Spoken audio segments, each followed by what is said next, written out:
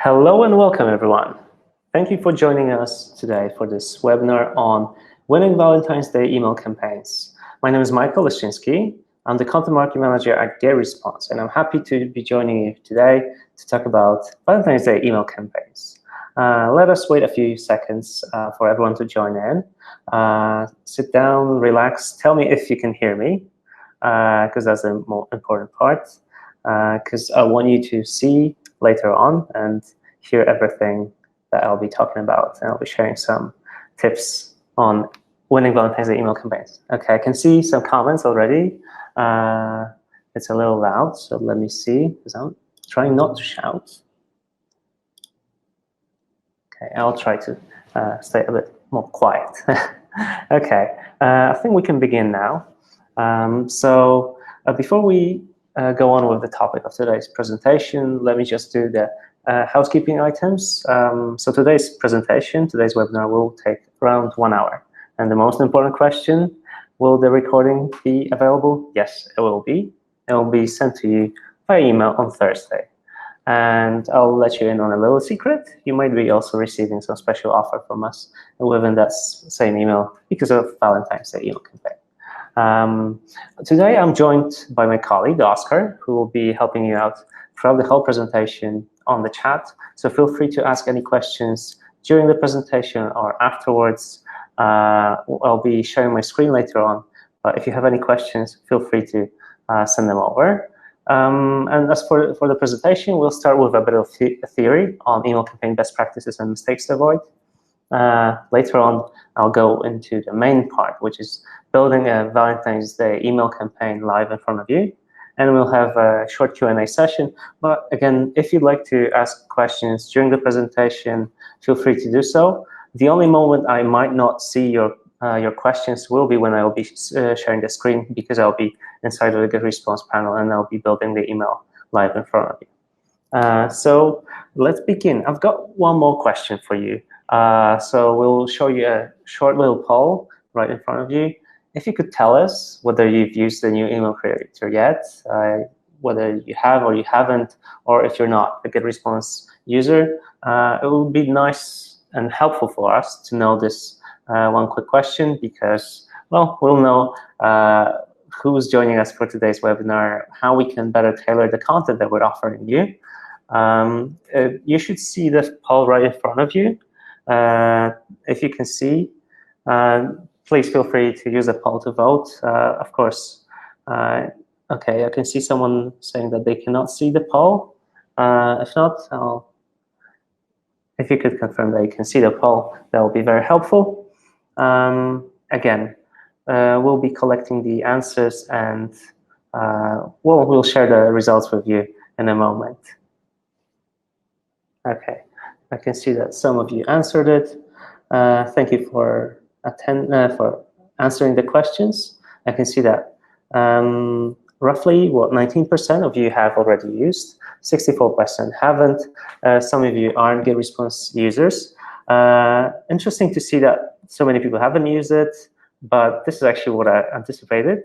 This is what I hoped for, because we'll be sharing the very basics, but we'll create a stunning email right in front of you. So thanks again for answering that. Let's go back to the presentation.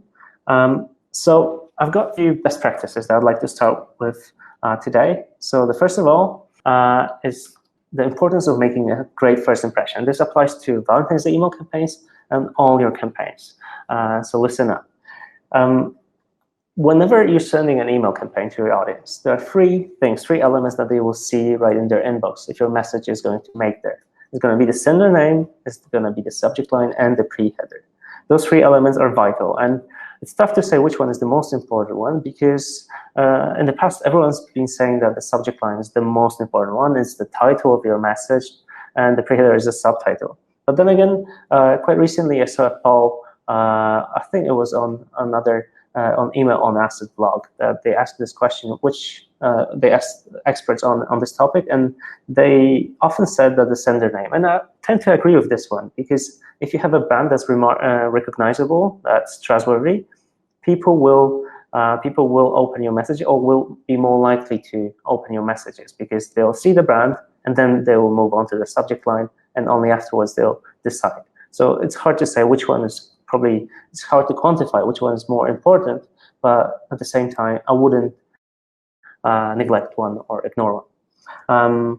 So there are a few ways you can do it. There are a few ways you can make a good first impression. And I'm sharing an example that isn't necessarily the best one because, well, someone's tried to use a personalization in the email subject line, and they stumbled upon my name, which is one special character, which not all alphabets do. So one of the things that you can do is probably either not try personalization here, or try it, but verify in many cases whether it's going to work well or not. Who's your audience? Whether you're going to be targeting people within one language group or everyone. Again, this is only an edge case, I would say. Not many people have a similar name to mine, but at the same time, if you've got an international audience, this can happen more often. Okay, so what else can you do, and can you do something better? Well, take a look at this example. What you can see is the subject line and pre-header again, and I think both of them are very, very good. So they're enticing, they're interesting, they're inviting you to open the email. Guess what's 50% off, ships for free, hint that they're crisp, breathable, and soft. Well, in my opinion, I don't know what it is, but I'd like to open that email. I can see that some people are having sound problems, but if you could confirm that you can hear me, that'd be very helpful. Okay, so once again, a little bit of a bad example, I would say, or more negative, missed opportunity here.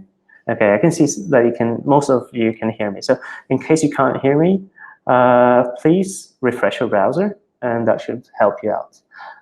So here, I'm not saying that this is a bad email. I'm not sharing the brand name, not to say anything negative about them. But what I see here is a missed opportunity, because they're repeating the subject line in their pre-header section, and it doesn't take much to edit them out, to have them separate. But the pre-header, or preview text, as sometimes it's called, should be separate. It should add on to your email subject line, not repeat whatever you've just said, because, well, it's a missed opportunity. If there are 3 elements that play a part in here, and you're using the second one, copying and pasting the first and second one, then I think it's a wasted chance. If you're buying ad space, if you're promoting yourself on radio or on emails, you don't want to repeat the same sentences a few times. Okay, so we've got another example, in my opinion, a bit better. This one over here, still enticing, interesting, and giving me most important elements that will tell me whether this offer is something that I'm interested or not. So some tips and ideas on how to make your whole envelope, the email, subject line, the pre-header, and the from name more useful. So think of them as 2 elements that work together, the subject line and pre-header. They should be matching, ideally, tell the same story, add on to each other. But be careful about the length, because different devices tend to have tend to show shorter pre-headers. So it might be that you might be missing an important part in the pre-header. This isn't something that we've tested, but using dashes, pipes, or plus signs could help you separate phrases so that they look better. And an interesting thing that you could do is then add a CTA in the pre-header. For example, just say, open this email to learn more, open this email to find the best gift ideas, and stuff like this. And important thing, use an easy-to-read font, but this doesn't apply to the moment when someone's first opening your email, still deciding whether they're going to open your email in their email inbox, but this applies to when they have already opened the email. But I'll talk about this a little bit more, because you can decide not to show the pre-header inside of that message. Sorry, someone's asked, what is a CTA? CTA is an abbreviation for call to action. So basically, you're asking your audience to make some action, to take action, to open a message, to buy something, to order something, or anything else that you wanted to do. So for example, register for a webinar, register today, or take advantage of this offer. So the second best practice I want to recommend is to segment your audience. And the most obvious reason for this is that the data, the numbers, confirm that this is worth it. So here you can see the results from the email marketing benchmarks report. We can see that emails that have personalization in email subject lines and the email body tend to have better open rates and click-through rates. That isn't to say that this is the only thing, and that isn't to say that segmentation is always going to work in your favor, and that using personalization, as you saw in the previous subject line in the example before, that is always going to increase your results. It doesn't have to be this way, but what you can use segmentation for is to learn more about your audience. And this is something that we've actually been using ourselves. So if you're about to send the same Valentine's Day offer to everyone, and it's interesting that even if you're not going to be segmenting or targeting them with different emails, you should send 2 separate emails. This is why. So my recommendation is to send 2 separate emails and add UTM parameters to your links. So one of the UTM parameters could contain the message name. And in the message name, you could add the name of the segment that you're targeting. So after each email, you'll know who's actually engaging with your website, who's going to your website, and who's checking out which pages, how long they're staying on your page, how many of them are watching videos if you've got events for that. UTM parameter is something, if you're using Google Analytics, you can add little pieces of code to do your links. Usually it's UTM content, UTM, well, you actually use Google Campaign Builder, but UTM content, let me just check what they've got. UTM campaign source, UTM medium. So basically in those parameters, you can store information on what medium you're using. For example, whether it's email, what source was of that link, of whoever came from to that site, and what campaign you're running. So, for example, in our case, we were sending out, sending you webinar invitations. So we added a UTM parameter that said that the UTM content, UTM source was email, UTM medium was newsletter or weekly newsletter, or campaign name was V-Day, Valentine's Day. So because of all those elements, I could see in Google Analytics who visited our website and how long these people were spending time on our website. And just to give you a rough example, a quick example of how this is important, we've got the same welcome email for our existing customers and our content, let's call them readers. This is the same message, but right away, because I'm sending them automatically from two different flows, let's call it, using marketing automation, I can see that our customers open our emails more often, they go to our website more often, they click through to our content more often, and they spend more time on our website. So when I can see that, I can see which content pieces they're interested in, what topics they're interested in, and by sending the email to everyone who just signs up for our blog or signs up for our resources, I can see that these people are not as engaged because they signed up just to get a free ebook. But with our customers, at least I'll know that they want specific pages, that they're interested in specific topics. How do you segment audiences? So I can show you later on how to do it using GetResponse. But usually you have to have some information about your audience. For example, if they click over here, I've got an example of an email. So you imagine that this is one offer. These are Tom's shoes, but you have two CTA buttons.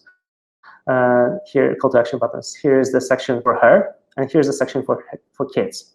Whoever clicks on this thing will have different UTM parameters. Whoever clicks on this link over here will have different parameters. So we'll know later on. We can create automation workflow, just add tags for the people that are interested in content for her and who is interested in content for kids.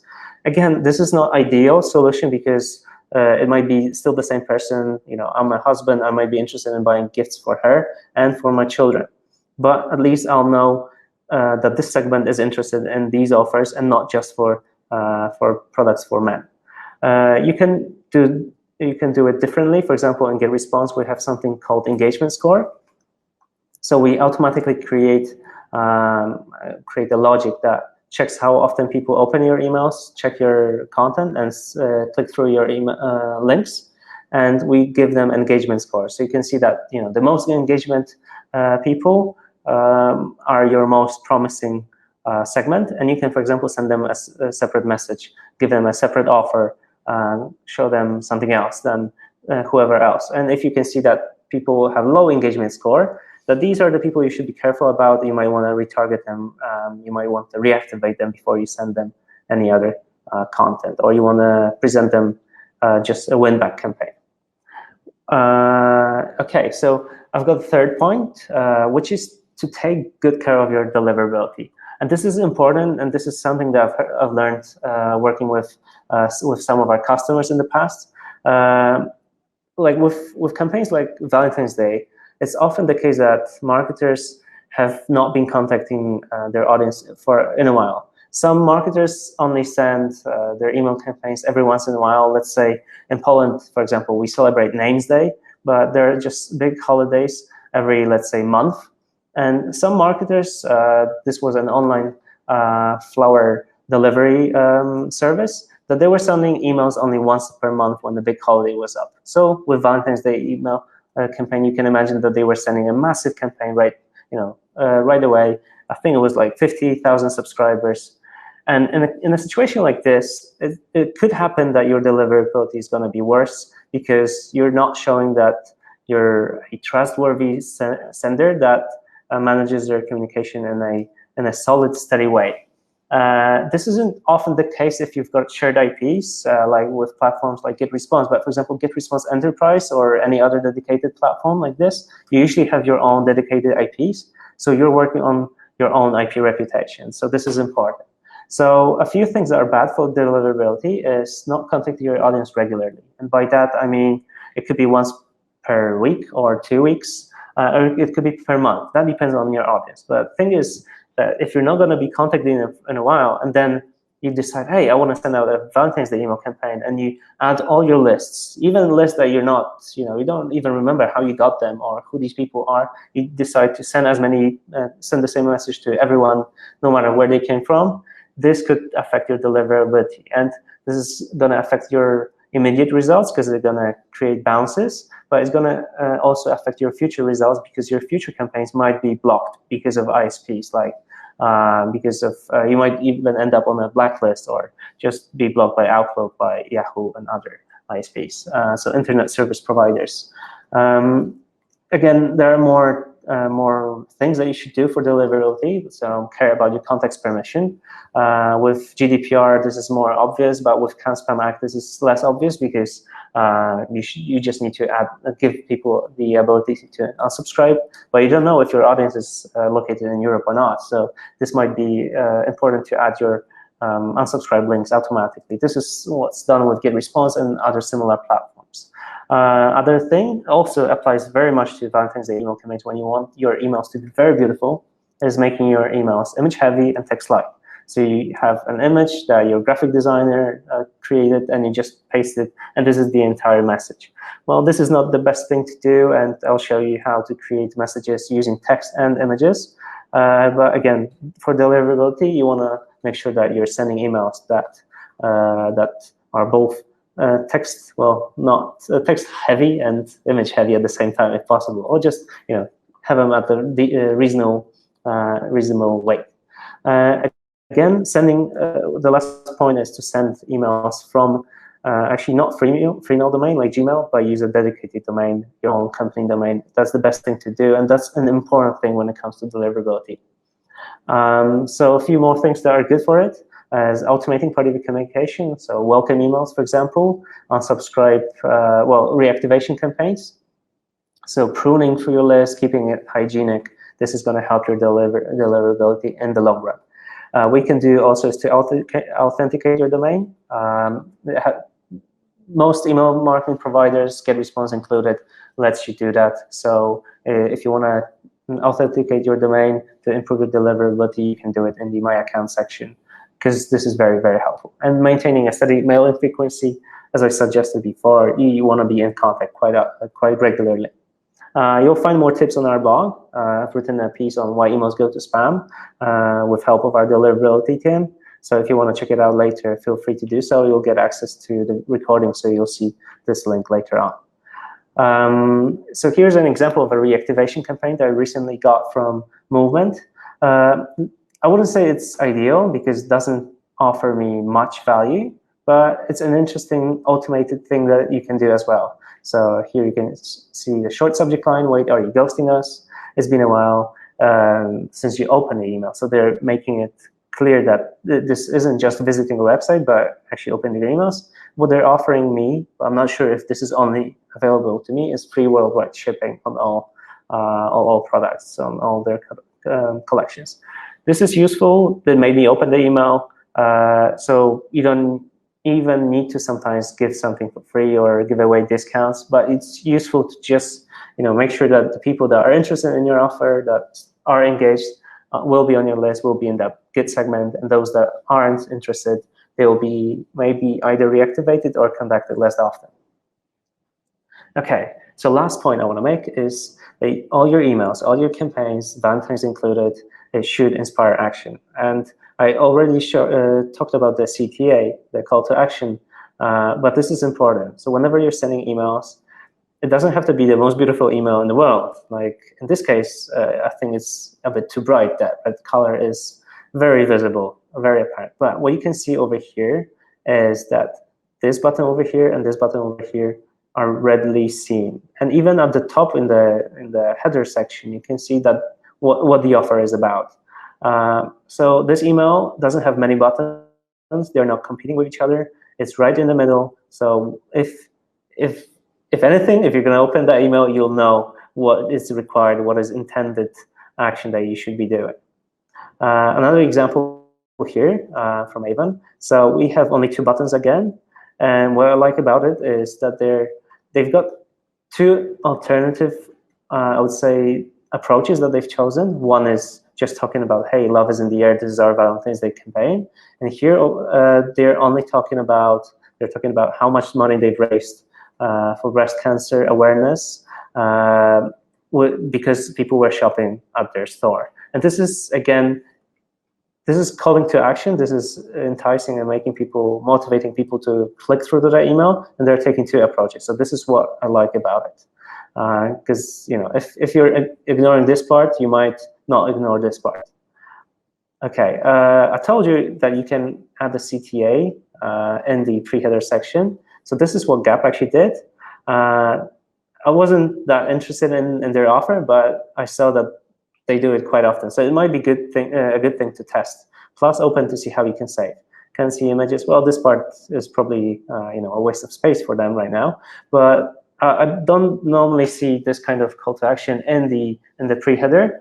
And if you think about it, if you're writing content, if you're sending emails, you're always asking people to perform some kind of action. So you might as well just make your copy more actionable, and more people will actually act upon your messages.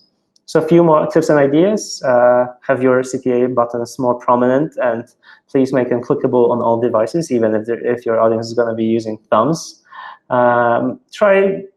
Test it and maybe go beyond the obvious. Shop now. It might be better to have more descriptive button copy so that people will know exactly what happens after they click.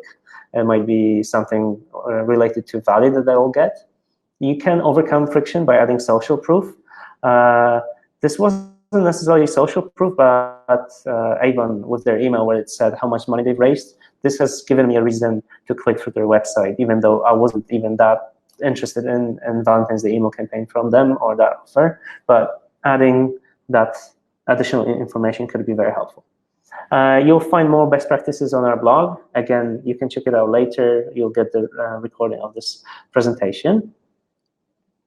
Okay, some inspiration, some quick emails. What I like about this email, as I said before, not many call to action buttons is a good thing. So they have one main, and then the secondary one is different color, is the negative colors. I would say that this is a good approach because the top of their message is related to one offer. But what I like about it even more is that if you even click on their logo, you're going to enter their website and see that this is the same color scheme. They're maintaining the scent, as marketers say it. I would say that this is a good thing to do. So even if someone's going to click through any offer on your website, they should know that they're in the right place. I can see that someone asked about friction. I didn't necessarily mean social friction. What I meant is friction. So this is this theory that people, before taking an action, they might hesitate, and you need to add elements that will help them decide that this is a good thing, that the action that you're helping them to do, you're asking them to do, this is a good decision. So if you can add any social proof, testimonials, or some trustworthy signals that will show that this brand is legitimate, that people can trust it, and that they're doing a good thing, that their money will not be lost in the process, you can overcome that friction. So this is important. Okay, so here is another example. I really like this one from Uncommon Goods. This was a GIF inside of the email, animated GIF.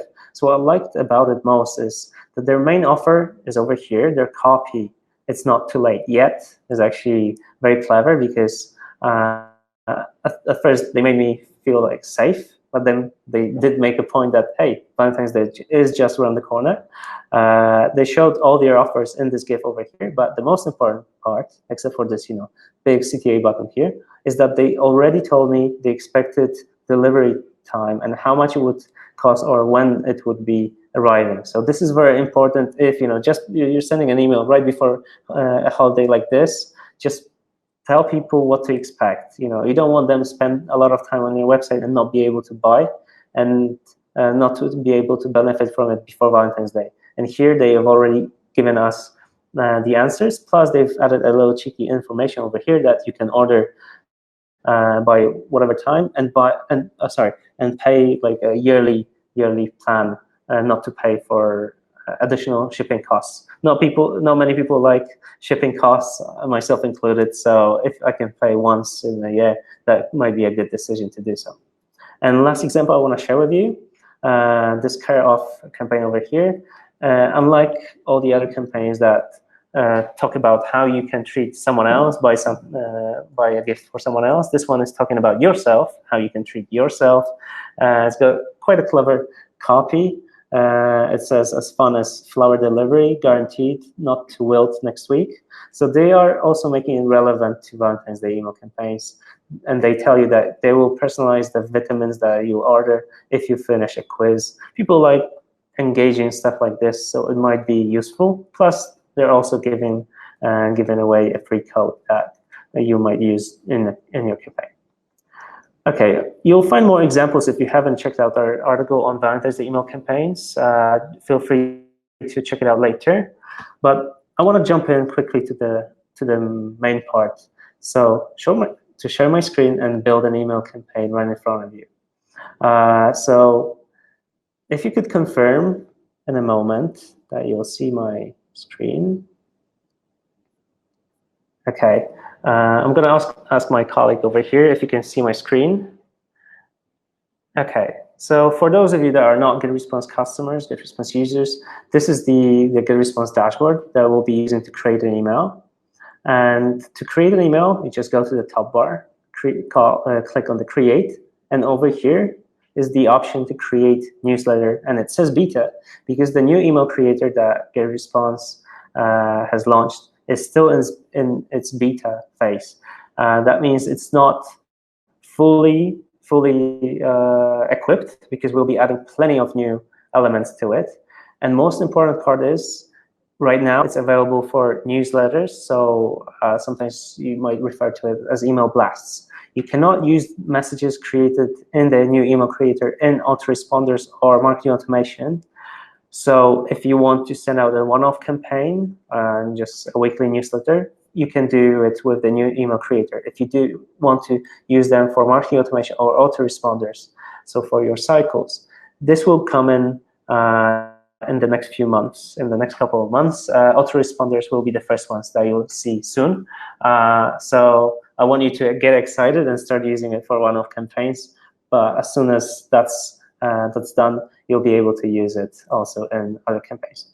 So just to briefly tell you, what you're seeing right now is you can you're creating a message, so you can create a name for it.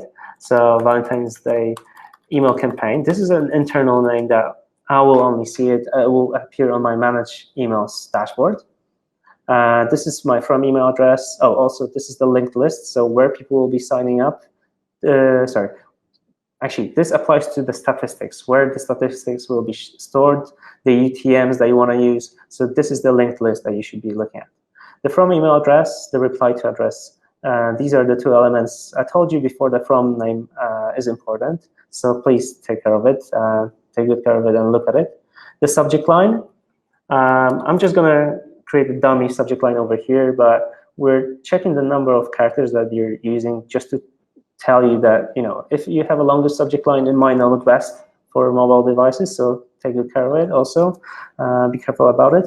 You can add emojis right over here. You can add personalization if you want to use first name as before you saw in one of the examples. I'm not going to do it right now. And also there's preview text. That's the pre-header. So there are two ways to create a pre-header. Is either do it here and it will not appear inside of the email content, inside of your email body. But if you want it to be coded on the inside of the message, you can do it over here. So this is my pre-header. I'm going to be adding that over here, pre-header. Okay. Recipients, I'm not bothered at this moment because I'm not going to be sending that email to everyone, or sorry, anyone, but I'll be going right directly to the design and content. The click tracking and sending data to Google Analytics is here. I can schedule the email for now or later. But the most important part is the design message. So I'm going to click on that. And over here, you can see right away some templates that will come with your GetResponse account. You might have already played around with them. The new one over here, you can see, Valentine's Day email campaign. This is something that we'll be actually building right in front of you today. One advice, that if you're going to be building from scratch, building your emails after this presentation, feel free to click around to see some cool elements, some cool graphics that we've used, because you might actually copy them and paste them into your own messages later on. And I'll show you what I actually mean. You can find some of my templates if you've created them in the past. You can see that I've built something myself. And you can start with a blank template or use the HTML editor. I'm going to start with a blank template, and I'm going to click over here, use template. So as you can see, this is the arena that I'm going to be using. This is where I'm going to be building my email. And in my second tab, I've created a screenshot of the message that I want to build. So just I remember. So I'll be referring to that in a moment. So as you can see in that email, the top part starts with the pre-header. So that will be the first thing that I'll be adding. But just to give you a little brief information on what you're seeing right now. So this is where you're building the email, and this is the elements that you'll be dragging onto the email, or where you'll be styling your message. You've got the basic blocks, you've got some my blocks, so things that you've saved for yourself. You've got sections. So for example, 1-column section, 2-column sections. Inside of those sections, you'll be dropping the basic blocks that we'll see in a moment.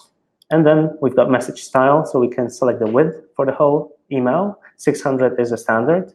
Background color, I'm going to just keep it white, but you can create a whole email with a different color, and then have each section, each element have a different background color. So you'll see, for example, on the whole email would be red, but the text box would be with white background. This can look very good in some situations. We'll see later on how we can make those things work together. Then we have the header section. This is where the logo is in the pre-header that we've added, or the link to show view online. This is where it's located. We can switch it off in a moment. And we've got a footer that we can also edit partly. For example, I'm going to change the copy color over here. So let's begin. Actually, as you can see, that what we've got here is a section, the header section, where the logo is right in the middle. I know we can play around and edit the whole thing a little bit. So, for example, align the logo to the left, to the right, or to the center. But I saw that this email was designed by our graphic designer, and I can see that the logo is over here and it's over an image. I think it might be actually easier to switch off the logo. So this is what I'm going to do. And I'm going to switch off the view online link. And I'm going to add my own section. So I'm going to go to layout, sections. I'm going to drop one column section, because you can see we've got 2 sections right now. And let's start with the pre-header. As I said, the pre-header is at the top. I'm just going to drag and drop a text section, and I'm going to add my copy. I've prepared the copy before, so I'm going to just copy it and paste it over here. Okay. This is roughly the same thing as our graphic designer came up with. I'm going to just click on the text, and I want to adjust it a little bit. I'm going to make it a bit more gray. I'm going to center it. See, whenever you're editing text, you'll see more options at the top. If you're editing any other element, box, section, you'll see the options up to the right. So we'll see that in a moment. So over here, we're saying view it online. The first part is the most important, where I'm presenting our offer. Here, I want to add the view online link. And the reason I'm adding it is for usability. Some people might not be able to read our email. They might prefer to open it in a browser and use a screen reader to access the content. So this is why I'm going to use it.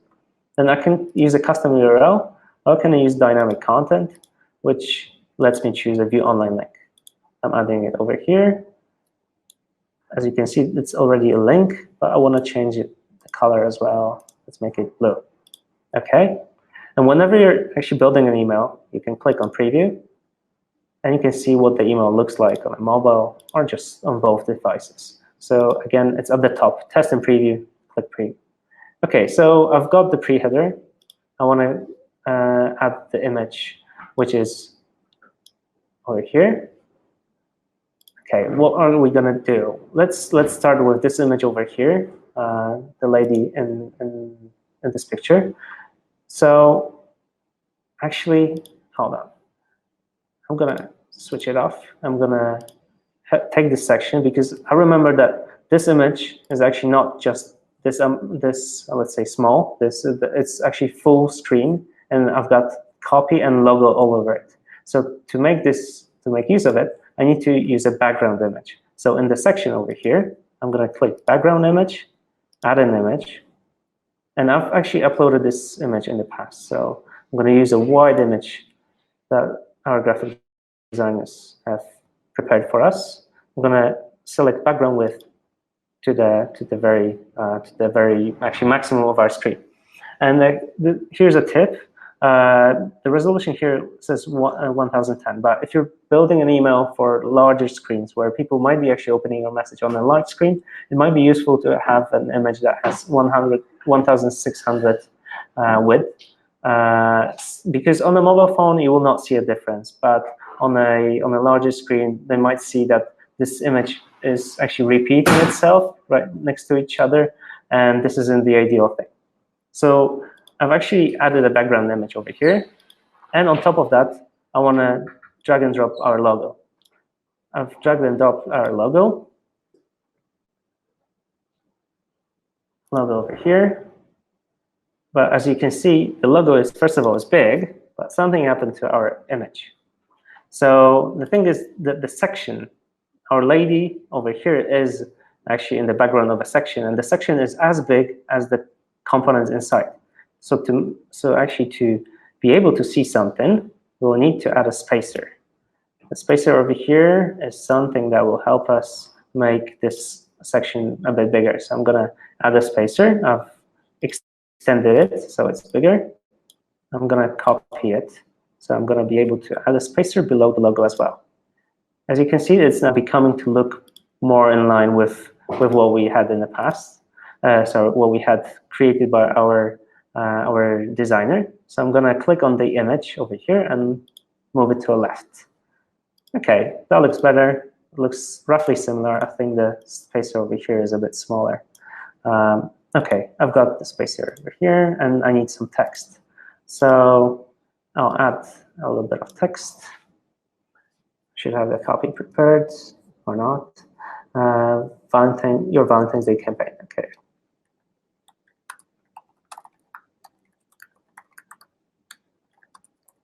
Okay. So as you can see, that the copy needs a bit of styling. So I'm going to change the color to white. I'm going to actually change the font and size. So I'm going to start with the size. Should be roughly 32. And you can choose some of the fonts that we've already got here. I've added Roboto, which is the font I'm going to use already. But if you want to add custom font, you just click right here. And you can search through Google fonts that we've added. There are plenty of them available over here. So even, let's say you wanted to use Montserrat, you can click here. It will be added to your account. You'll need to choose a fallback font. So in case someone's opening it on a device that doesn't have this font, what kind of font you want to show instead. So I'm going to add that font. And as you can see, it's already applied here. It will be in my account later on to be used. So I will not need to, again, upload it. It will be reusable in the future. I'm going to go back to Roboto, making it bigger. Okay. Again, it looks that I needed more space underneath. So I'm going to copy that spacer. Okay. And by the way, we can see that, it looks better, but at the same time, something at the bottom is happening. So let's make this slightly smaller, and this over here. So it shouldn't look bad, but let's see what it looks like on the preview. See, on the desktop, it looks good, but something is happening on a mobile device. So what we can do over here is actually add a little trick. This is what our designers have showed us. So you can create two spacers. Okay, I've got a 1 spacer, and we've got a 45, another spacer, and make one of them invisible on mobile devices. So on a desktop, it's going to look good, but on a mobile device, it's also going to look good. The thing is hidden here. The image is a bit shorter, but it looks good on both devices right now. So this is a little neat trick. This is also why here on the screen you can see some yellow line, because this section is hidden on mobile devices. So I think it looks good so far. We've got the logo, we've got everything. One thing that I've noticed is that my logo and my copy are not aligned like in this example. They should have the same padding. So there are different ways to go about this, but I like to choose padding for the entire section. And right now, if you added the copy box, it has some padding added on its own. So I'm going to just delete that. I click on this section and got rid of this padding. And in case I want some padding for this entire section, so our logo and everything over here, I just click on the entire section and I'll change individually. I'm going to, let's say, add 20 from left to right. Yeah. And right now, both the logo and images, the logo and the copy are in line, and they've been moved by 20 pixels from the left and to right. And you can see that this applies here on the mobile device as well, on the desktop device as well. So this looks good so far. What else is there? We need to add some copy underneath. Okay, so as I told you before, I like to add sections instead of just dragging and dropping copy into it, or text box or whatever. So I'm just adding a section over here. And inside, I'll add a little spacer so that there will be a nice little difference between this section and this section. I'll add a little bit of copy underneath of them. Okay, over here. Okay, so let's see what the main copy was. This is our main copy. It will need some styling. So this is just from a text editor. So I'm going to use, let's say, okay, it can be Arial, but I will make it 16, and I'll use line spacing. That's a bit bigger than this, and I'll change the font color a bit to more grayish color. Again, the line spacing is to the right. All the other elements are to the top over here. I think it looks slightly better. I don't think the graphic designer changed it to the gray one, but I can do it this way. Okay, now add some personalization as well. So first name over here.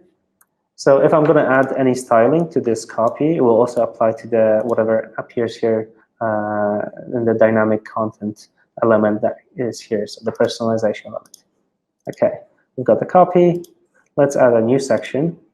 We'll be adding this image over here and some copy to the right. So let's add a 2-column section. And in the drop blocks here, I think I'll need to drop an image, add an image, and you can choose from any images that you upload yourself. We've got over 5,000 images over here from Shutterstock. You can even use GIFs because we've got a GIF integration over here. But for our campaign, for our message, I'm just going to use some of the images that I've prepared beforehand. So I'm going to use this over here. So this is our file. I'm going to add some. Well, we need some copy over there at the bottom. So I'll add a text element over here. What was the copy? It was grow your business online. So, okay, so this will require some styling. So first of all, let's make this copy a bit bigger. Let's say 32. Well, that might be a bit too much. 22, bold, and roboto as well. Okay, let's drop it here. Okay, we want it to be a bit lower, so we'll add a spacer at the top. Shoop. Okay, we've got it. We'll need also a button right here. So we're using basic block button underneath. And as you can see, there are some presets you can use around the button. This is what I'm going to use. I'm going to change the font size. It's going to be Arial. The copy is going to be download now. This isn't something that I've advised, but I'm just going to use some generic copy over here during the presentation so that you can know how you would edit it normally. I'm going to use the button size L, so large, and align it to the left. So this looks better. And I've actually stored the font color, the button color that I want to use. So I've got it over here. Okay, so it starts to look better, but I can see that, first of all, that I need some spacing between the copy and the button, and I think there should be a bit more gap between our image and this section over here. So first of all, I think I need to make this slightly smaller. So let's say height-wise, it will be this size, okay? So it won't look that bad, and I need another spacer. So I'm going to copy that spacer I've used before and just put it underneath copy. Okay, I think this looks better. And again, I told you that I like to choose the padding per section. So I'm going to remove the padding that was added here to the image. I'm going to check if there's any additional padding here with the button.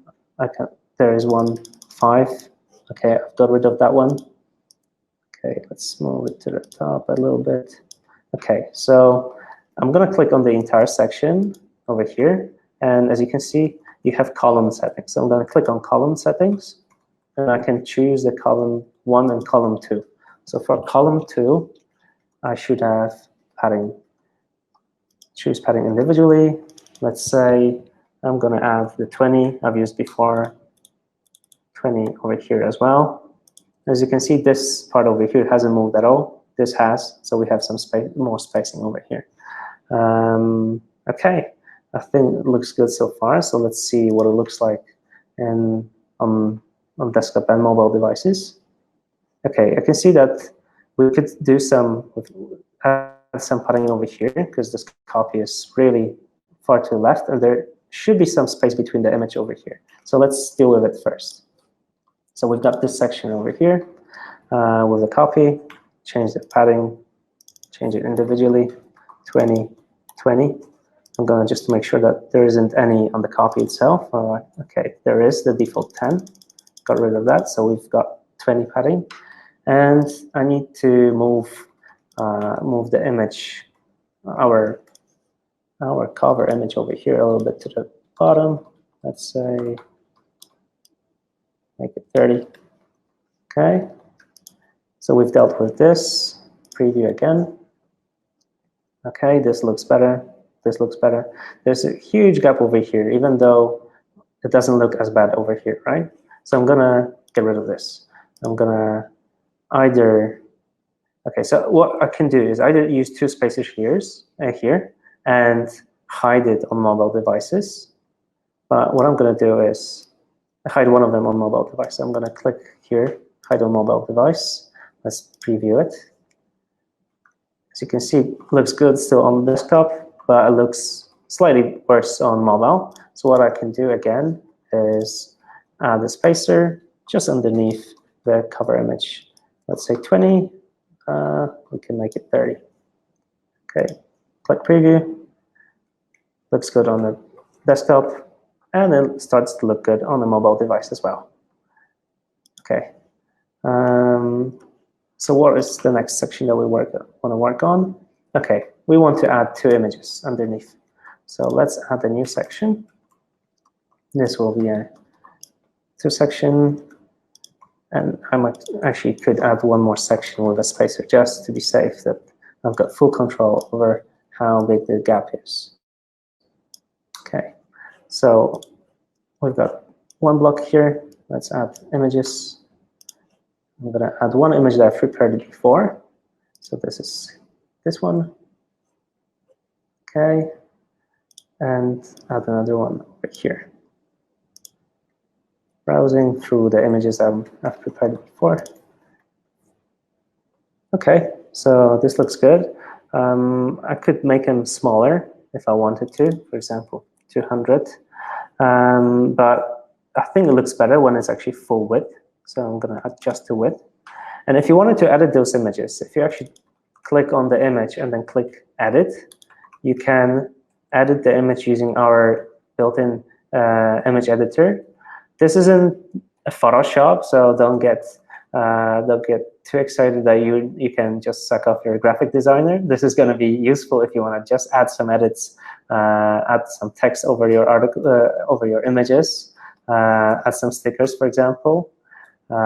If you want to add some little touches of brush or frames or overlays, you can use it here. For example, I'm going to add that. You can see some stuff was added. I can make it more apparent, more or less apparent over here. I can add some more visual design. So V-Day campaign. Let's add it.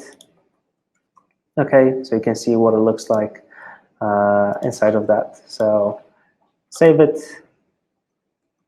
and it should load in a moment with some edits. Okay, so let's see what it looks like in the actual email. This looks good. This looks good. So, in case you wanted to add a little gap between here, because as you can see that they're stacked next to next to each other, what you can do is add that spacer above one of them and just make it hidden on mobile devices. So here it will look, it will have a nice little touch. As you can see, this looks quite interesting on a desktop device, but it might not be the view that you want to go for, the design you want to go for. Or you can just make it not hidden and, for example, move it to underneath here. And for example, yeah, and you can just keep it for later. Use it so that will be visible here. Because you can see it's not hidden on mobile devices. You couldn't notice it on a desktop, but here's a gap now that makes it look slightly better. So let's go back to the image. Is there anything else? Okay, we've got just a short one quick section, so I'll just do it here. One section with copy. So let's add that copy. I've got the copy prepared.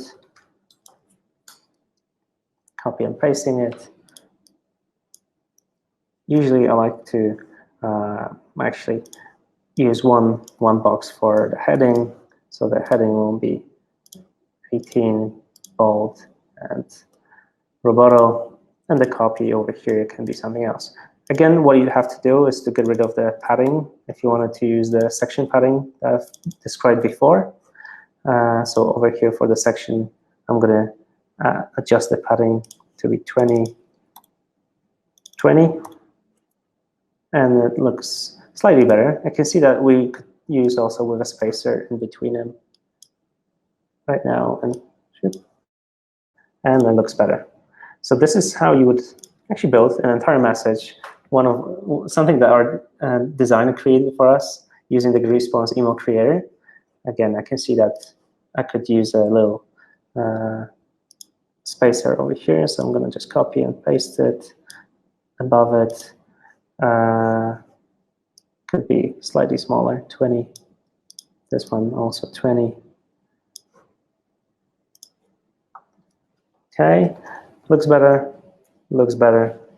So I think for now, I'm not going to be editing that message anymore. So I'm going to just save as a template, so I can use it later on for any other campaign, or I'm going to save it as a draft and exit. So I'm going to save it as a draft for now. One interesting thing they can also do, as I told you before, just have fun and go through other designs that we've created, so you can see what tactics we've used. So for example, here you can go into this template and notice that we've got this. In a moment, it should load. You'll see this white element over here that goes over this image. What we did is just use a spacer that has a background color of white over here. You can see here we've got something that's a shadow. If you like it, just store it as your block. So click on the save over here. Shadow. I'm going to just use capitalize here. If you like it, then you can use it whenever you're going to be creating another message. So just quickly, if I went back to my message, Valentine's Day email campaign, if I was to edit it, I would be able to use the shadow element underneath this, for example, graphic design over here. So I'm going to drop another image over here, browse, shadow element. I've saved it actually as an image before, but you could use a block element and just reuse it. This is a bit too big, so I'm going to make it slightly smaller. As you can see, it looks better, and I've used it from another template. Okay, so I'm going to leave actually the new email creator for now. I'm going to go back to the presentation because I can see that we're about actually to finish it off. So I've got just a few more useful tools and sites that you want to check out. So I know that many marketers are struggling to create color schemes if they don't have a graphic designer. So check out Colors. This is a quick tool, helpful when it comes to creating some nice colors that go well together. You can get free stock images either using the GetResponse, the Shutterstock integration, Giphy, or just use Unsplash and Pexels. I'm a big fan of those. Then there's Pixlr and Visme. Pixlr is slightly like Photoshop for those that don't have Photoshop. I use it quite often. And Visme is something that you want to use if you want to, for example, create ebook covers or infographics, stuff like that.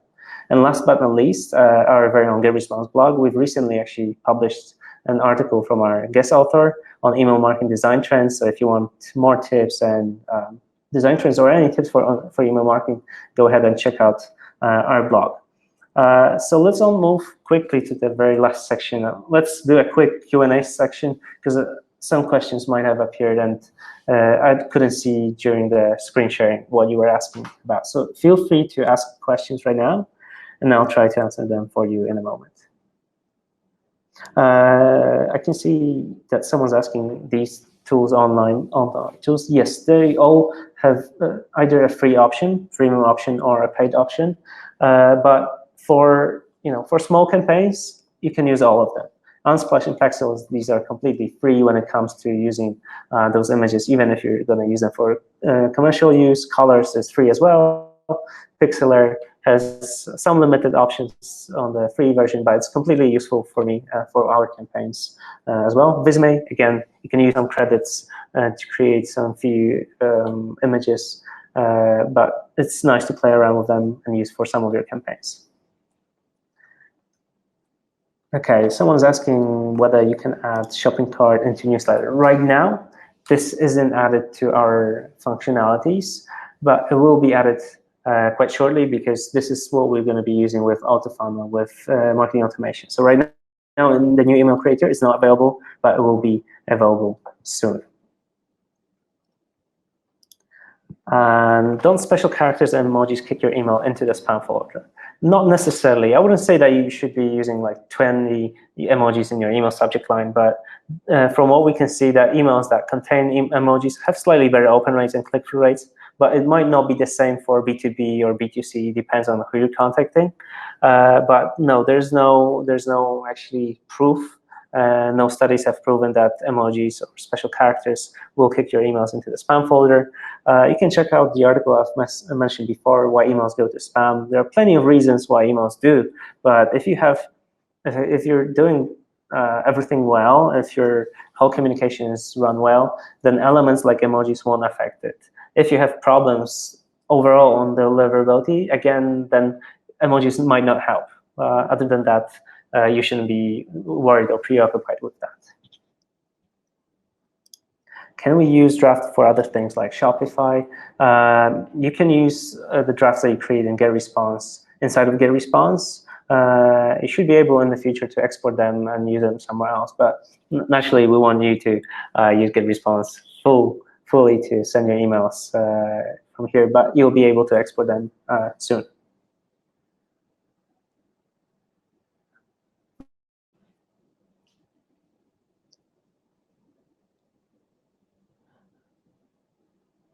Okay. Okay. Now you have to explain whitelisting more. I'm not sure what you're asking about, but okay. There are a few things about whitelisting. So, for example, you can first of all authenticate your domain. If you're using a company domain, then you should authenticate it. Go to my account, go to my emails section, and then authenticate it. So, in your DNS sections, you'll have to add the DKIM keys. Other than that, some marketers say, hey, please add my email to your inbox, to your contacts, or star it so future emails won't go into spam folder. So this is something that also is called whitelisting. And basically, the idea is that if people reply to your emails, they mark them, filter them positively. This will give information to ISPs that this is a legitimate email, that people are enjoying their content, and it will filter them in the future more positively. So this is helpful, this is useful. DKIM, this is domain keys. You'd have to go into getresponse.com/help and type in DKIM to learn more about this. But this applies to all email marketing platforms, even if you're not using GetResponse. This will be helpful.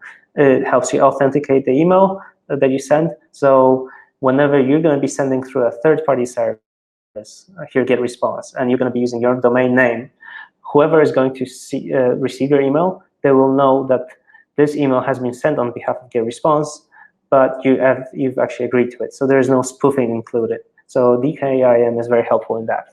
Okay, I can see Oscar actually shared the link with you guys. So this is going to be a quicker way for you. Okay, and if you have any other questions, feel free to ask them. If you don't, then we're just going to wrap it up.